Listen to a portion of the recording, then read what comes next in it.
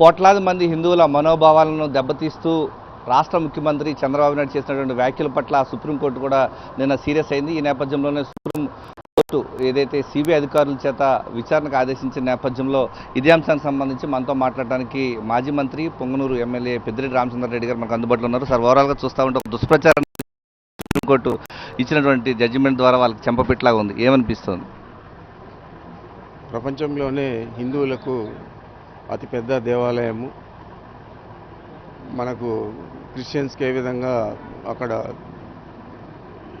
Pope దగ్గర ఉంటుందో ఆ విధంగా ఇక్కడ హిందువులకంతా కూడా వెంకటేశ్వర స్వామి అన్ని రకాల కూడా అందరినీ కూడా ఆశీర్వదిస్తూ ఉన్నాడు, ఆదుకుంటూ ఉన్నాడు. మరి చాలా భక్తితో అందరూ కూడా మొక్కులు చెల్లించుకుంటారు.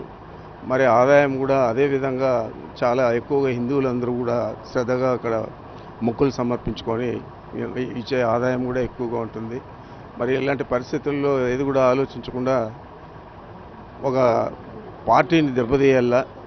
జగన్మోహన్ రెడ్డి గారు క్రిస్టియన్ కాబట్టి జగన్మోహన్ రెడ్డి గారి మనోభావాలు హిందువులకు వ్యతిరేకంగా ఉన్నాయని తెలియాలా అని చెప్పి ఈ విధమైన అబద్ధ ప్రచారం చేశారు.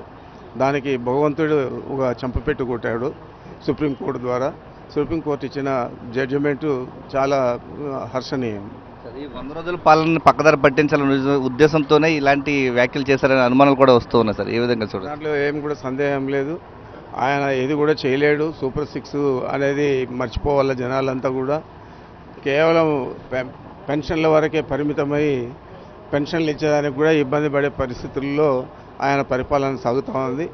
ఏది కూడా అమలు చేయలేకుండా ఇతరుల మీద బురద తల్లే కార్యక్రమం మనం మొదటి నుంచి చూస్తున్నాం. ఈ 100 రోజుల్లో కూడా మదనపల్లి ఇష్యూ కానీ, నా మీద బురద వెళ్ళడం కానీ, మరి దాంట్లో ఏమీ లేదని తేలిపోయింది. సుప్రీంకోర్టులో ఈ విధంగా జడ్జిమెంట్ రావడం భగవంతుని దయ. అవి హిందువులందరూ కూడా ఈరోజు సంతోషపడుతూ ఉన్నారు.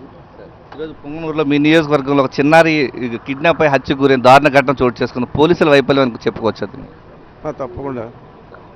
తప్పకుండా అన్ని రోజులు కనపడలేదంటే, శవమై తెలియదాకా వీళ్ళు పట్టించుకోలేదంటే తప్పకుండా ఇది పోలీసుల వైఫల్యమే. అందుకైతే ఈరోజు వాళ్ళ పోయి పరామర్శించడం కూడా జరుగుతుంది. ఈరోజు మదనపల్లిలో ఫైల్స్ దగ్ధం అయితే ఈరోజు డీజీపీ స్పెషల్ ఫ్లైట్లో వచ్చి వాళ్ళు విచారించారు. ఈరోజు ఒక చిన్నారి చనిపోయినప్పటికీ కూడా పట్టించుకున్న పరిస్థితి, ఒక మైనార్టీ బాలిక. అది డీజీపీ గారికి తెలియాలి. ఎందుకంటే ఆయన దాని మీద చూపించిన శ్రద్ధ, చంద్రబాబు నాయుడు చెప్పిన అబద్ధపు ప్రచారాలకు మద్దతు ఇచ్చేది శ్రద్ధ డీజీపీ గారికి ఇలాంటి విషయాల మీద లేదు. తప్పకుండా వారు కూడా ఇవన్నీ కూడా గమనించి తన పనితీరును మార్చుకుంటే బాగుంటుందని చెప్పి తెలియజేస్తూ ఉంటారు. Thank you sir. ప్రస్తుతం మనం చూస్తున్నాం చంద్రబాబు నాయుడు పాలనలో సూపర్ 6 అమలు లేదు, ప్రజలను పక్కదారి పట్టించాలన్నటువంటి ఒక ఉద్దేశంతోనే ఈరోజు చంద్రబాబు నాయుడు లడ్డూ ప్రసాదంపై అనుచిత వ్యాఖ్యలు చేశారంటున్నారు.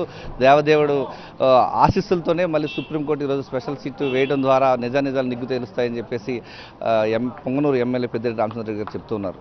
కెమెరామెన్ ఎల్ఐతో విజయమూర్తి, సాక్షి టీవీ, తిరుపతి నుంచి.